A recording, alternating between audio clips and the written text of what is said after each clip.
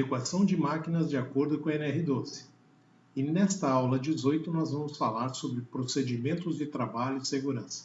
Vamos lá então? Primeiramente, nós vamos falar dos próprios procedimentos de trabalho e segurança, de acordo com o item 12.14.1. Aliás, o item 12.14 é aquele que trata exclusivamente, dos procedimentos de trabalho e segurança.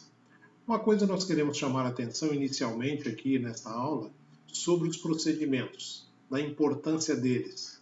Esses procedimentos são fundamentais para que se torne uma rotina, por exemplo, e padronizada essa rotina, sobre a forma de operar a máquina, por exemplo. Então, nós podemos ter um procedimento de trabalho e segurança para os operadores de máquina, e isso vai servir de padrão, então, para praticamente todas as máquinas, só sendo alterada quando há características diferentes entre elas, de matéria-prima, de processo e tudo mais. Mas, de forma geral, se cria um padrão, então, dentro da empresa. Com relação aos trabalhos de manutenção, tanto elétrica quanto mecânica, também fazer procedimentos de trabalho e segurança que levem em conta a segurança, o passo a passo das atividades de manutenção das máquinas e equipamentos. E dentro desses passos, inclusive, chamando atenção para aquelas etapas mais sensíveis, mais perigosas, digamos assim. Outra coisa importante é conclamar esses trabalhadores, tanto os das operações de máquinas quanto os mantenedores, para que eles participem efetivamente da elaboração dessa documentação. Porque assim eles se tornam também protagonistas, se sentem importantes diante da empresa e realmente esses procedimentos vão servir posteriormente, inclusive, para treinar, para capacitar mão de obra que muitas vezes chega nova na empresa e não conhece algumas características das máquinas, equipamentos e também da manutenção. Então é muito importante a questão dos procedimentos nesse sentido. Sem contar ainda que há também, nesse sentido dos procedimentos, um resgate dessa memória que a empresa tem internamente e que muitas vezes se perde pela saída de algum funcionário que tem um determinado conhecimento. Então isso é importante, você resgatar esses procedimentos. O engenheiro de segurança do trabalho ou o técnico de segurança do trabalho que faça isso, convide também os trabalhadores que estão lá efetivamente mais próximos das máquinas para elaborar esses procedimentos de trabalho e segurança, tá ok? Então, diz a norma já no seu início, no item 12.14.1, devem ser elaborados procedimentos de trabalho e segurança para máquinas e equipamentos específicos e padronizados a partir da apreciação de riscos.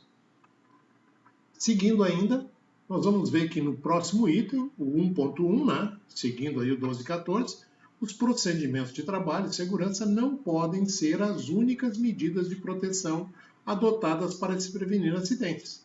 A gente sabe que o procedimento de trabalho e segurança não vai ser, digamos assim, a salvação da lavoura, mas certamente vai significar parte importante desse processo que busca tornar mais seguro tanto a operação quanto a manutenção de máquinas e equipamentos, sendo considerados esses procedimentos complementos e não substitutos das medidas de proteção coletivas necessárias para a garantia da segurança e saúde dos trabalhadores. Outra coisa importante ainda é a inspeção de rotina, que os próprios operadores devem executar nos seus equipamentos, observando a operacionalidade e a segurança das máquinas e equipamentos. Diz a norma NR12, lá no seu item 12.14.2, ao início de cada turno de trabalho ou após nova preparação da máquina ou equipamento, quando muitas vezes eu faço troca de ferramentas para um novo produto que vai entrar na máquina, ou de repente uma nova matéria-prima, então eu tenho que fazer isso a cada início de turno ou troca de ferramentas. O operador deve efetuar inspeção rotineira das condições de operacionalidade e segurança. E se constatadas ali anormalidades que afetem a segurança, as atividades devem ser interrompidas e a comunicação ao superior hierárquico também.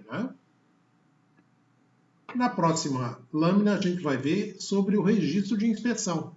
No 12.14.2.1 diz que não é obrigatório o registro em livro próprio, ficha ou sistema informatizado da inspeção rotineira realizada pelo operador, prevista naquele subitem anterior. Por que isso? A norma NR12, vocês lembram, nós vimos em módulos atrás aí, que as inspeções todas deveriam ser registradas, tá? Em livro próprio, ficha ou sistema informatizado. Nesse caso agora aqui, a gente está vendo que a norma NR12 flexibilizou essa questão das rotinas, né? Ou das inspeções de rotina. Não há necessidade do operador, né, anotar diariamente aquela inspeção que ele faça na máquina e equipamento. Porque aí é muita informação, é muita documentação.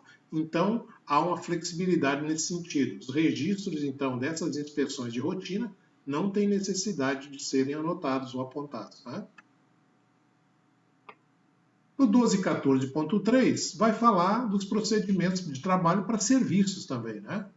Os serviços que envolvam risco de acidente de trabalho em máquinas e equipamentos, exceto os de operação, então não quer dizer que os de operação, né, tenham esse cuidado, devem ser planejados e realizados em conformidade com os procedimentos de trabalho e segurança. Veja, apontando a necessidade, então, de todo tipo de serviço a ser executado numa máquina ou equipamento deva ter o seu procedimento de trabalho e ele seja planejado de forma antecipada e realizado em conformidade com esses procedimentos. Por isso a importância da gente ter esses procedimentos à disposição.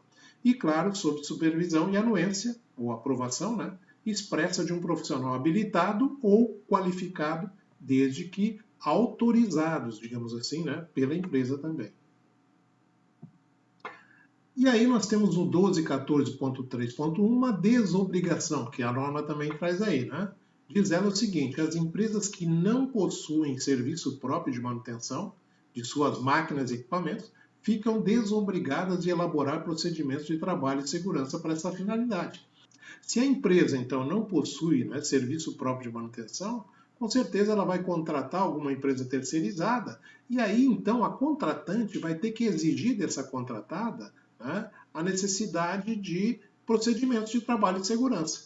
Por isso, né, a empresa que não possui serviço próprio não precisa ter essa preocupação em elaborar esses procedimentos, mas não deve deixar de cobrar da contratada, né?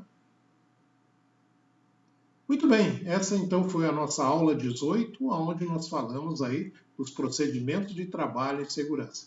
Muito obrigado a todos vocês e eu espero encontrá-los na próxima aula. Até lá!